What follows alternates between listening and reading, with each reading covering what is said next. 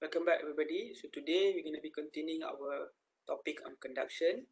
Today we're going to be looking at conduction heat transfer to a plain wall or multi-layer wall. Previously we looked at for single layer wall. Now this is the representation of what a multi-layer wall can look like. So in this case we have a wall with 3 layers, layer A, layer B and layer C. So the same assumption still valid for this kind of wall, which is saying that the system is at steady state, meaning that there is no accumulation of heat in the wall. Because of that, we can say that Q, which is the overall Q, which is the Q from this point, let's say this is point 1 to this point, which is, we can say, point 4, is equal to whatever Q is flowing through A, which is from point 1 to point B, and it is equal to QB, which is whatever heat is flowing from point 2 to point 3, and it is equal to whatever heat is flowing from point 3 to point 4, which is known as QC.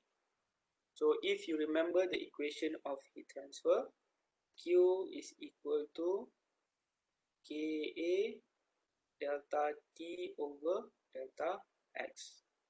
So if you have QA, then the equation will be QA is equal to KA times A delta TA over XA. If you have QB, then it will be QB is equal to KB times A delta TB over delta XB. So the same goes for QC. When you put the equation into this equation, then you'll get this whole equation, new equation. But since it is complicated, so we try to simplify the equation and we get to this equation. Q over A is equal to delta T overall.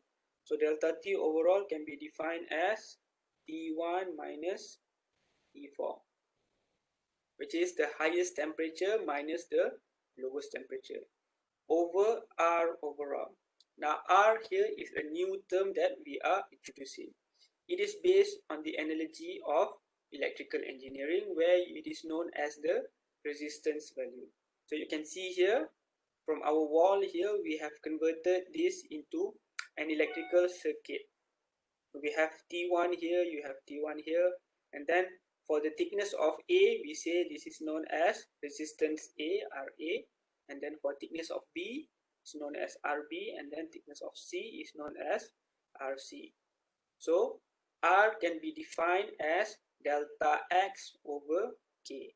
So if you're looking for delta RA, then it will be RA is equal to delta XA, the thickness of A, over Ka, which is the thermal conductivity of material A.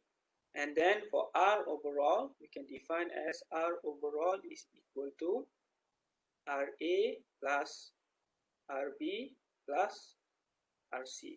So if you have more layers, if you have a layer D, so it will be R overall is equal to RA plus RB plus RC plus RD.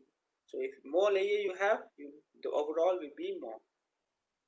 So now I'm just gonna explain to you how we actually get to our general equation, which is Q over A is equal to delta T overall over R overall. And then we also define R overall is equal to RA plus RB plus RC, and then R is equal to delta X over K, and we say that Q is equal to QA is equal to QB is equal to QC, right? So let me just change the color. So let's say now, okay, let us write the equation for each QA, QB and QC. So we say that QA is equal to KA times area times delta TA over delta X A. QB is equal to KB times the area, which is A again, times delta TB over delta XB. And then we have QC is equal to KC times area delta TC over delta XC. And then we can define, so if we were to change everything in terms of deltas, so we can say that delta TA is equal to, we rearrange the equation, we'll get delta TA is equal to QA times delta XA over KA times A. So you can do the same thing for delta TB and delta TC. So delta TB is equal to QB times delta XB over KB times area. And then lastly, delta TC is equal to QC times your delta XC over KC times area. Now we know our delta T overall is going to be equal to T1 minus T4. So you can say that our T1 is going to be here, our T4 is going to be here.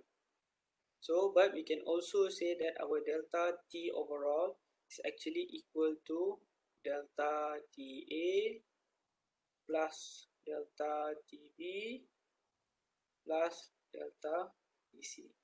So delta TA is going to be from this point to this point, delta TB is from this point to this point, and delta TC is going to be from this point to this point. So you can say that since you know we have already rearranged the equation, so we can say that our delta T overall is equal to, for delta TA is going to be QA times delta XA over KA times area plus QB times delta XB over KB times area plus QC times delta XC over KC times area. And we already defined that QA is equal to QB is equal to QC. So we can factorize the value of Q as well as the value of A, because the area here is the same for A, B and C. So we can write again our equation. Q over A is equal to, the only remaining thing here is delta XA over KA plus delta XB over KB plus delta XC over KC.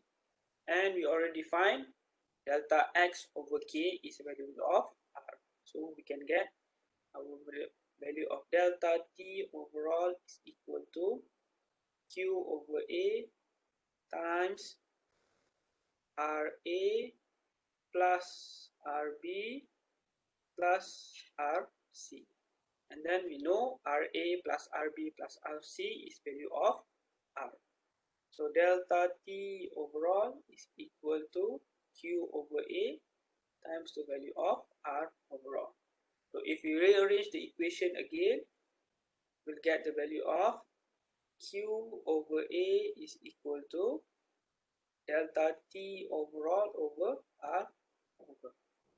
So that is how we get the equation for multi-layer wall. Now this equation will be important for you when you are looking at how to calculate not only the heat transfer value, the Q value for multi-layer wall, but also when you want to find the temperature of interface. For example, let's say you want to find temperature between layer A and layer B. So you'll be utilizing these equations. So I hope you understand this equation, and if you have any questions, you are more than welcome to ask me.